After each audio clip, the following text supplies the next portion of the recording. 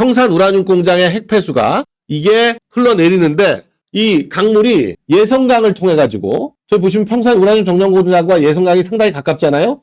예성강을 통해서 밑으로 내려옵니다. 평산군에서 저렇게 예성강을 통해 가지고 흘러내려온 물이 조수간만으로 인해서 김포 쪽으로 돌아가지고 한강으로도 충분히 들어올 수 있다.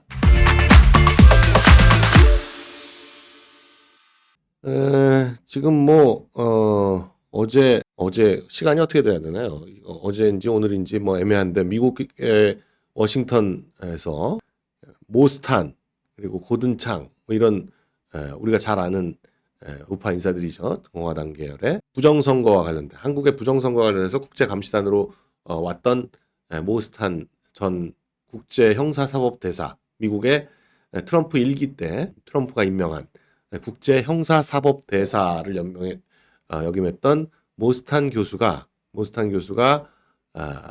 던진 발언이 지금 어마어마하게 충격을 던져주고 있습니다. 부정선거뿐만이 아니라 이 고든창과 이 모스탄의 대화 이런 것들이 나오는데 저희가 그 자세한 내용을 직접 전해드리기는 조금 위험해서 그 어떤 데서 어떻게 보시면 된다라는 거 그게 어떤 식으로 나오게 됐는지 이런 것들에 대해서 좀 자세히 말씀을 드리겠습니다. 그래서 자 지금 오늘 몇 가지 뉴스가 굉장히 그 관심의 대상인데 물론 이제 메이저 언론들은 크게 안 다루고 있지만 저희는 이제 관심의 대상입니다. 일단 국회 국방위에서 북한의 평산 우라늄 폐수 방류 대책을 촉구했다라는 뉴스가 있어요. 국회 국방위에서 이건 이제 어제 이미 국회 국방위에서 얘기가 며칠 동안 계속 나오고 있는 거기 때문에 요 말씀을 드릴게요. 평산이 어디냐?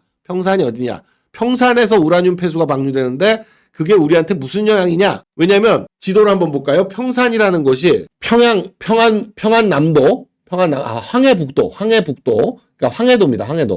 황해도기 때문에 황해도 평산 지역에서 이 황해도하고 경기도는 이 한강이나 예성강이나 무슨 임진강이나 이런 식으로 해가지고 서해안 쪽을 같이 맞대고 있는 강들이 많습니다. 그런데 저 평산군이라는 곳이 황해북도 평산군이라는 곳이 지금 보시면 파주에서 상당히 가깝습니다. 철원도 사실 이제 북한 쪽 철원이 있고 남한 쪽 철원이 있는데 철원에서 그렇게 멀지 않은 그런 곳이에요. 근데 저 평산군에서 우라늄 공장이 있는데 우라늄 정년 공장이 있는데 여기서 폐수로 음식되는 폐수 방류가 포착이 되면서 보시면 평산 우라늄 공장의 핵폐수가 이제 침전지에 쌓이다가 지하수를 통해 가지고 강물에 녹아 들어 가지고 이게 흘러내리는데 보시면 어떻게 해서 그게 흘러내리느냐? 이 강물이 예성강을 통해 가지고 저기 보시면 평산 우라늄 정전 공장과 예성강이 상당히 가깝잖아요. 예성강을 통해서 밑으로 내려옵니다. 내려와서 결국 한강 하류 지역과 임진강 하류, 예성강 하류가 전부 만난다. 네. 데일리 NK에서 2주 전부터 이게 기사가 계속 나오고 있어서 저희가 유심히 보고 있었는데 맞다 아니다라는 얘기를 하네요. 그리고 국회에서까지 얘기가 나왔기 때문에 저희가 지금 말씀드리는 겁니다. 한강 따라서 서울과 수도권에 집중 재앙이 오냐 이런 기사까지 있지만 현실적으로 물론 이제 강물이 거꾸로 올라오냐 이렇게 얘기할 수는 있죠. 2006년부터 시작해서 평산 우라늄 정년 공장의 핵폐수가 어떤 영향을 미치고 있는지 2006년, 2014년, 2018년, 2022년 기사를 보면 사진을 보면 저 위성 사진입니다. 저 핵폐수가 저 침전지에 얼마나 영향을 미치고 있는지 눈으로 확인할 수 있습니다. 16년 만에 완전히 침전지가 핵폐수로 인해서 슬러지가 밑에 쌓여서 지금 보시면 평산군에서 저렇게 예성강을 통해 가지고 흘러내려온 물이 조수간만으로 인해서 김포 쪽으로 돌아가지고 한강으로도 충분히 들어올 수 있다. 역류가 안 된다? 물론 이제 강물이 내려가는 쪽으로인데 근데 조수간만 때문에 원래 한강 하류 지역은 조수간만 때문에 거의 바닷물이 행주대교 있는 데까지 밀려 들어오거든요. 아니 이 얘기를 후쿠시마 오염수는 태평양을 돌아가지고 돌아온다고 했던 이 난리 법석 분들이 지금 한강은 우리의 젖줄 아닙니까? 서울과 수도권의 젖줄인데 그쪽으로 흘러 들어오건 말건 아무도 말을 안 해. 이건 지금 한두 번 할 게 아니 근데 지금 그래서 어떤 분이 강화도 쪽까지 가가지고 강화도 교동도 쪽으로 가서 방사능 조사를 물론 이제 간이 조사하긴 합니다. 했는데 실제로 탐지가 된다라는 것도 있습니다.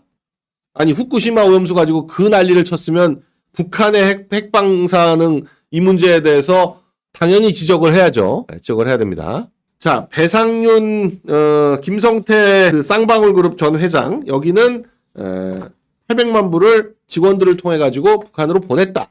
그거는 이재명 방북 대가다. 북한으로 방문하기 위해서 미리 돈을 보낸 것이다. 이렇게 얘기를 해왔는데 김성태 회장과 친구인 근데 그동안 3년 동안 해외 도피를 해가지고 잡혀오지 않았죠. 근데 이 정권이 바뀌고 나니까 이 배상윤 인터뷰에 나와가지고 이재명 당시 경기지사는 무관하다. 본인은 당사자도 아닌데 돈을 보낸 사람도 아니고 그냥 옆에서 들었다는 거 아니에요? 근데 무관하다. 그렇게 무관하다고 인터뷰했으니까 나 좀 빼달라, 살려달라 그런 얘기 아니겠어요? 살려달라. 그렇게 말이 바뀐다. 네. 그런데 지금 어제 워싱턴에서 이렇게 바뀐 사람도 있지만 어제 워싱턴에서 6월 3일 대선에 관해서 국제 감시단으로 왔던 일원으로 왔던 모스탄 대사와 또 국제 감시단이 이 한국 대선에 관한 기자회견을 열었죠. 여기서 기자회견 장면을 잠깐 보시죠. 굉장히 센 얘기가 나와가지고 저희가 뭐 그 부분을 직접 보여드리면 좀 위험할 수도 있어서 그러나 많은 분들이 지금 그 영상들을 다 보고 계신 것 같아요. 한국 대선에서 사전투표가 부정의 의혹이 있다. 그리고 그 배경에는 중국의 왕우닝이 있는 거 아니냐. 뭐 이런 얘기까지도 나오고 있고. 그런데 문제는 그 뒤에 부분에 또 여러 가지가 있는데 하여간 일단 고든창과 모스탄이 등장하는 부분을 조금 보여드릴게요. I'm interested in this money that went to North Korea for that Lee Jae-myung, when he was governor, I think of Gyeonggi Province, somehow got money into North Korea. Is there any follow-up to what's going on about that now? And will he actually wind up having a summit with Kim Jong-un in return for his donation? Or I don't know how $8 million, which in comparison to what Kim Dae-jung passed to North Korea is very little. Kim Dae-jung passed 500 million, some as a minimum, probably more like 1 or 2 or 3 billion. But he passed a mere 8 million for starters to North Korea. How is this going to play out? Is this going to bring about a North-South summit? Ambassador Tan. So my understanding is that 8 million was to meet with lower North Korean officials. And so that's what it bought for Lee Jae-myung. We're talking about somebody who has had 12 lawsuits filed against him, 5 that are still going on. And at the same time, you have a corrupt system in place where you have the National Assembly passing a law saying, oh, he cannot be prosecuted as president unless he's exonerated. Now, what kind of legislation is that? Where you announce in the legislature what the result of a court case is going to be or has to be in order to be able to move forward? That is nonsense. In the U.S., even the President of the United States is not above the criminal law. And you have all these cases that are being illegitimately either delayed, slow-rolled, or dismissed in South Korea. And this is a real problem. And there are even reports. 여기까지. 자, 여기서부터 이제 모스탄이 하는 얘기가 굉장히 충격적인 얘기입니다. 네. 그래서 여러분들 뭐 궁금하신 분들은 보시면 될 것 같아요. 찾아보시면 될 것 같고, 뭐 벌써 뭐 많은 분들이 저 내용을 보셔가지고 저희 댓글에 쓰고 계신데, 네, 보시죠. 네. 자, 이재명 정부는 대북 접촉 차단 빗장을 풀었다. 민간 단체 접촉 신고를 전부 다 수리를 해주고 있다. 본인은 800만 불을 보내고 막 했으니까 이런 거 안 해준다고 하면 또 그렇고 이렇게 명분을 만들어 가는 거죠. 네. 새 정부 출범 후에 민간이 북한을 접촉하겠다는 걸 전부 다 승인했다. 라는 겁니다. 전부 다 승인했다. 건수로 하면 지금 10건인데 통일부가 처리 완료한 건은 5건. 자, 뭐 근데 하여간 지금 이종석이니 정동영이니 여기는 지금 뭐 이종석 국정원장, 정동영 통일부 장관 지명자들이 둘 다 뭐 아주 우려되는 사람들이죠. 우려되는 사람들이에요. 아까 말씀드린 그 내용들은 스레드나 X, 그러니까 트위터죠. X에 지금 가장 핫한 내용으로 다 뜨고 있으니까 여러분들 보시면 될 것 같아요. 제가 그것까지 틀어드렸다가는 저도 살아야 되기 때문에. 자, 이 어제 이제 그저께 시정연설을 하면서 경제가 급하기 때문에 추경을 해줘야 된다. 그렇게 얘기를 했습니다.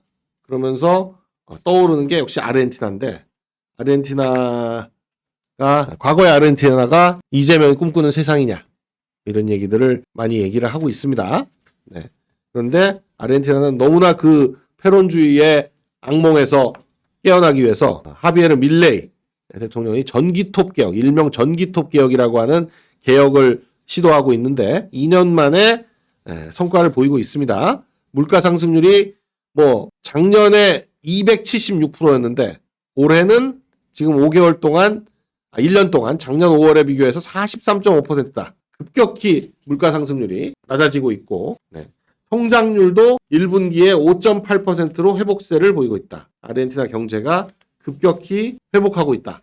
남미 얘기를 계속 드리고 있는데 남미를 다녀와 보니 지금 이재명이 하는 대로 지역화폐니 무슨 수당이니 이런 식으로 하다가는 우리가 바로 아르헨티나 된다. 경제는 폭망할 수밖에 없다. 추경에서 지금이 추경 타이밍이라 해서 경제를 24번 외치면서 결국 대책으로 나오는 게 지역화폐 그리고 무슨 뭐 소비 쿠폰 뭐 이런 거예요. 근데 남미도 다 무슨 쿠폰이니 무슨 지역이니 뭐니 그런 식으로 돈 나눠줬지 현금 나눠주지 않았거든요. 왜냐? 현금 나눠주면 지들이 먹을 게 없어. 그러니까 뭔가 거는 거죠. 지금 뭐 18세 미만한테 매달 10만 원을 주겠다. 아동수당을 주겠다. 이렇게 지금 하고 있는데 무슨 돈으로 이걸 주냐 이거죠. 무슨 돈으로 주냐. 나라빚이 지금 1300조인데 이자를 1.5%만 잡아도 20조 가까이 됩니다. 2%라고 하면 26조죠. 자, 지금 현 정부 들어와서 이재명 정부 들어와서 증시 상승세가 돋보이고 있기도 하지만 부동산 가격에 심상치 않아요. 지금 뭐 문재인 정부 때보다 훨씬 더 많이 오르고 있다. 마포하고 성동 같은 경우는 최근 한 달 동안 1% 가까이 상승을 했는데 역대 조사가 시작된 이래 최대 상승폭이다. 뭐 이런 얘기가 나오고 있습니다. 그래서 지금 뭐 민주당은 또 전 정권 윤석열 정권 때 규제를 완화했기 때문에 이렇게 폭등하는 거다라고 얘기하는데 규제를 그렇게 완화했는데도 윤석열 대통령 때는 집값이 안정세를 보이다가 왜 좌파 정부가 들어서니까 오르느냐. 이 사람들이 대책이 없다는 걸 아는 거죠. 대책이 없다는 걸 아는 거예요. 지금 하고 있는 방식으로는 집값이 오를 수밖에 없다. 네. 지금 또 결국 이제 또 규제밖에 없으니까 급등한 지역에 뭐 금융 규제, 뭐 거래 규제 이런 것들로 막으려고 하는데 이건 결국 더 똘똘한 한 채에 대한 욕구만 자극해서 또 납니다. 또 나요. 다음 달 초에 이제 급등 규제 지역을 확대해서 토지거래 허가제 또 확대하고 담보대출 비율 같은 거 줄이고 하는 방식으로 또 시작할 텐데 과연 그게 어떤 결과를 가져올지 또 지켜봐야 됩니다. 뭐 3주 만에 지금 집값 상승률이 어마어마하다라는 것이 지금 확인되고 있습니다. 자, 헌법재판소장에 김명수 대법원에서 법원 행정처장을 했던 김상환 대법관을 이제 전 대법관이죠.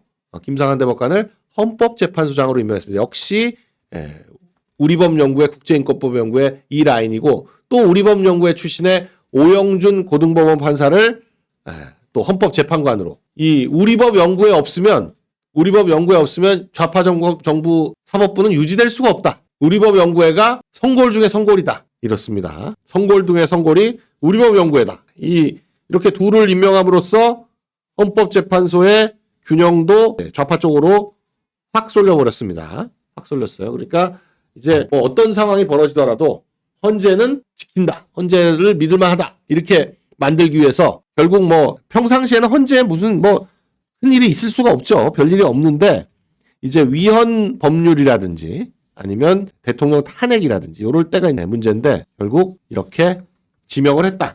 자, 김민석 총리 후보자가 도대체 국가 부채 비율도 모르고 국가 예산이 얼마인지도 모르면서 지금이 IMF 때보다 더 위기다. 그럼 황당한 얘기를 하고 있는 거죠. 그러니까 송원석 국힘 원내대표가 IMF보다 위기라고 그러면서 국가 채무 상황도 모르는 사람이 어떻게 위기인지는 아니냐 이렇게 꼬집었어요. 사실 이렇습니다. 그 대통령과 총리가 있으면 총리는 이제 안살림을 한다. 보통 이렇게, 그리고 대통령 이제 외교 안보 뭐 이렇게 바깥에 국방 뭐 이런 것들을 하고 총리는 이제 내치에 집중한다. 이런 식으로 보통 돼 있잖아요. 그러니까 안살림을 하는. 근데 보통 여성분들 결혼할 때 남편 연봉이 얼마인지도 모르고 결혼하시는 분이 있어요? 아니, 안살림을 하겠다고 마음을 먹고 총리가 되는 사람이 국가 예산이 얼마인지도 모르고 어떻게 살림을 합니까? 아니, 살림을 하려면 왁구를 짜고 머릿속으로 이제 대충 얼마씩 한 달에 얼마씩 쓰고 얼마쯤 뭐 하고 얼마쯤 저축하고 이런 계획이 있어야 될 거 아니에요. 계획을 세우려면 얼마 예산이 있는지, 그러니까 얼마 남편이 나한테 얼마를 갖다 주는지를 알아야 뭐 이 계획을 세울 거 아니야. 그것도 모르고 결혼을 해요, 일단? 그렇게 결혼하는 사람들은 보통 위장 결혼이거나 아니면 다른 뜻이 있는 거지. 살림을 잘해서 결혼을 하겠다는 게 아니라 다른 뜻이 있는 거야. 그리고 김건희 여사 논문은 표절률이 29%라서 이거는 석사 학위도 취소시키고 박사 학위도 뭐 다 취소해야 된다. 그래서 취소도 됐잖아요. 그러면 김민석 논문은 표절률이 41%인데 당연히 칭화대에서 취소해야 되는 거 아니에요? 이거? 아들이 고교 시절 추진한 표절 방지법, 이 방지법에 의하더라도 이러면 말이 안 되는 거 아니에요? 표절 방지법 발의해놓고 본인은 41% 표절했다.